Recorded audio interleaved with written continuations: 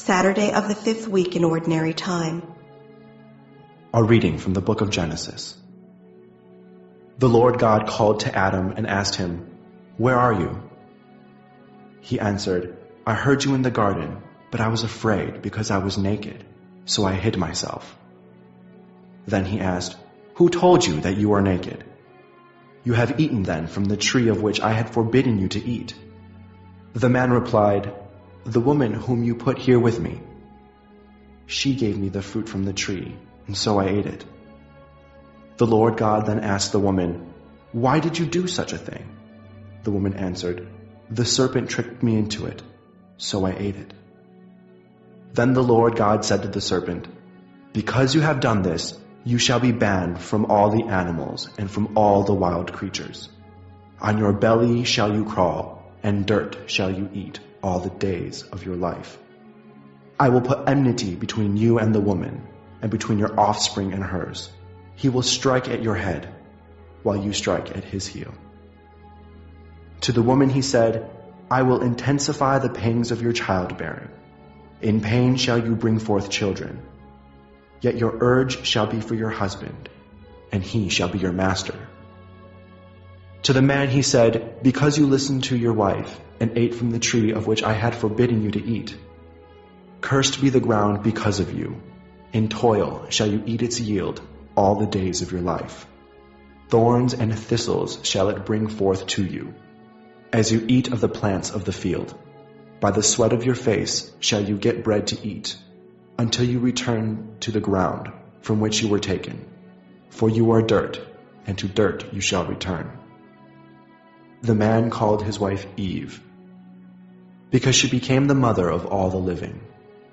For the man and his wife the Lord God made leather garments, with which he clothed them.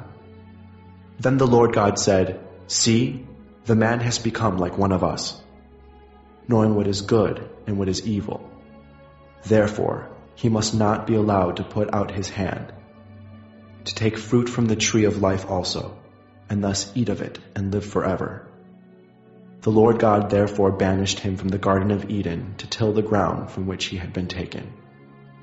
When he expelled the man, he settled him east of the Garden of Eden, and he stationed the cherubim and the fiery revolving sword to guard the way to the tree of life. The word of the Lord. Responsorial Psalm. The response is, "In every age, O Lord, you have been our refuge. Before the mountains were begotten, and the earth and the world were brought forth, from everlasting to everlasting you are God. In every age, O Lord, you have been our refuge. You turn man back to dust, saying, Return, O children of men. For 1,000 years in your sight are as yesterday, now that it is past, or as a watch of the night. In every age, O Lord, you have been our refuge. You make an end of them in their sleep. The next morning they are like the changing grass, which at dawn springs up anew, but by evening wilts and fades.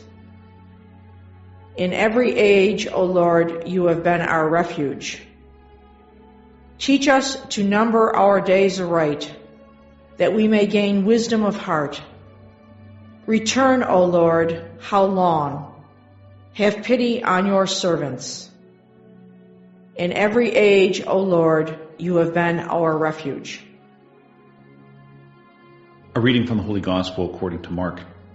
In those days, when there again was a great crowd without anything to eat, Jesus summoned the disciples and said, "My heart is moved with pity for the crowd, because they have been with me now for 3 days and have nothing to eat. If I send them away hungry to their homes, they will collapse on the way, and some of them have come a great distance." His disciples answered him, "Where can anyone get enough bread to satisfy them here in this deserted place?" Still he asked them, "How many loaves do you have?" They replied, 7. He ordered the crowd to sit down on the ground. Then taking the 7 loaves, he gave thanks, broke them, and gave them to his disciples to distribute, and they distributed them to the crowd. They also had a few fish. He said the blessing over them and ordered them distributed also. They ate and were satisfied. They picked up the fragments left over, 7 baskets. There were about 4,000 people. He dismissed the crowd and got into the boat with his disciples and came to the region of Dalmanutha. The Gospel of the Lord. Saturday of the 5th week in Ordinary Time. The first reading comes from Genesis 3, 9 to 24. Adam and Eve have just sinned and they've hidden from God. So God calls out, "Where are you?" And Adam's response, "We heard you in the garden, but we were afraid because we're naked." And God knows that they have sinned. So God punishes the serpent, the woman, and Adam. Now the punishments mentioned are a bit of etiologies. An etiology is a fancy story told to explain a mystery which goes beyond our understanding. A good example of an etiology, if my little grandniece would ask me what the great noise was when it thundered, I wouldn't say that it's electrostatic charges being released into the atmosphere, causing air molecules to expand and contract at rapid rate, which creates massive sound waves. I would most probably say something like it's the angels bowling in heaven, something that the child could understand. Well, here there are actually 2 levels of punishment. The first level is that sin causes alienation. Adam and Eve hide from God. There's an alienation between us and God. When God asks Adam why he did it, he blames Eve, an alienation between ourselves and each other. And then Eve blames the snake, an alienation from creation. But then each individual creature is also punished. The serpent loses its legs and it has to crawl on its belly, eating dust. The idea that this was such an odd creature that it wouldn't have legs. The fact that it didn't have legs must be a punishment for something. Furthermore, there would be enmity between the woman and her offspring and its offspring. Now this could be understood at several different levels. When this passage was written around 950 BC, it probably refers to the fact that there was enmity between David and his kingdom and the Moabites, who worshipped their god under the form of a serpent. In the days of David, he conquered Moab, but Moab rebelled under David's son Solomon and regained its independence. This idea of difficulties. It could be understood at a natural level that humans hate snakes and snakes seem to hate people. It could be understood at a messianic level, that the Messiah would conquer the power of the serpent, but the serpent would attack his heel. That Jesus was crucified, it seemed as if the serpent won, but love conquered evil. When this passage was translated into Greek, instead of saying that the offspring was male, it puts it into the feminine, and it was applied to the Blessed Virgin Mary. And in fact, statues of the Immaculate Conception show her crushing the head of the serpent. Well, what is the punishment for the woman? There are 2 punishments. She would suffer childbirth pains. And remember, this is not to be understood in a scientific way. This is simply an etiological explanation. Why is it that something that should bring so much joy also includes so much sorrow? And she would long for her husband, but he'll lord it over her. The idea that men can be arrogant towards women is seen as a punishment, something that God did not intend, but entered society because of sin.